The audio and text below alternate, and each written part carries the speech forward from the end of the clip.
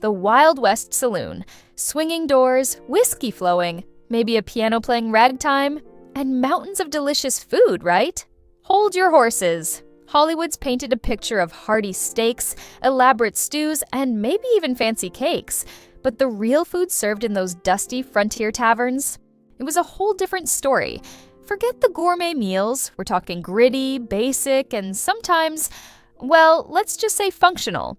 Stick around because we're busting the myths and digging into what cowboys, miners, and outlaws actually ate and drank when they bellied up to the bar.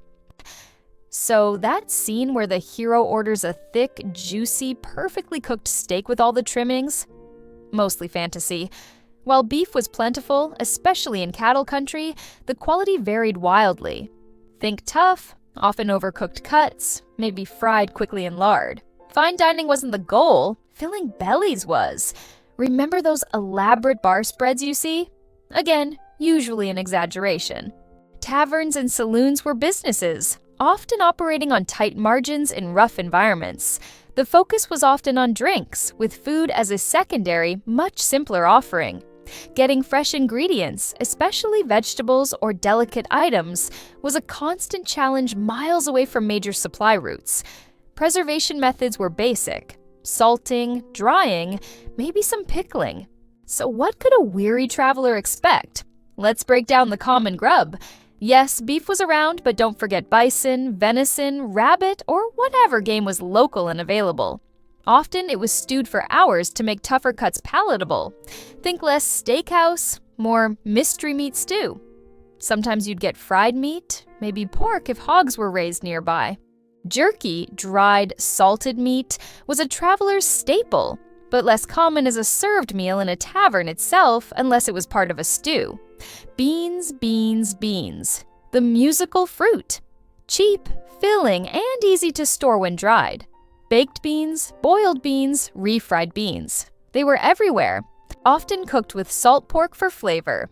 A plate of beans wasn't glamorous, but it provided essential protein and calories. Bread and starches. Forget soft dinner rolls. Sourdough was king on the frontier, hardy and resilient.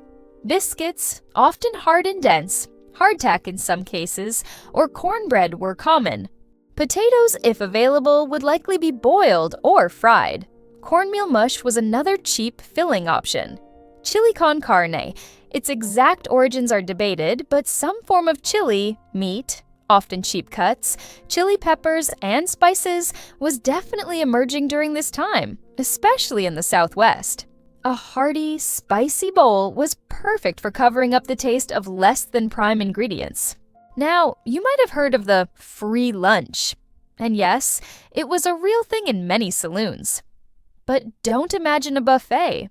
The goal wasn't generosity, it was to keep you drinking. What did you get? Think salty. Pickled eggs, cheese, often strong and hard. Crackers, maybe some cold cuts or sausages, olives, salted fish, pretzels, rye bread.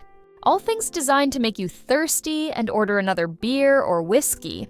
It was usually basic, sat out for hours, and you were expected to buy drinks, often multiple drinks, to partake. It wasn't a meal replacement, more like salty bar snacks to fuel more liquor sales. Thirsty yet? Let's talk drinks. Whiskey was the star. But often, it wasn't the smooth, aged bourbon we know today. It could be rough, raw, locally distilled stuff, sometimes called rot gut, tanglefoot, or 40 rod. Supposedly, you could smell it 40 rods away.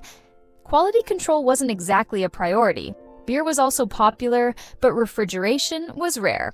Expect warm, flat, or heavily carbonated local brews, often served right from the barrel. Not exactly a crisp, cold lager. Wine was less common unless you were in specific areas like California. Coffee was available, often boiled strong and bitter. And clean water, sometimes harder to come by than cheap whiskey.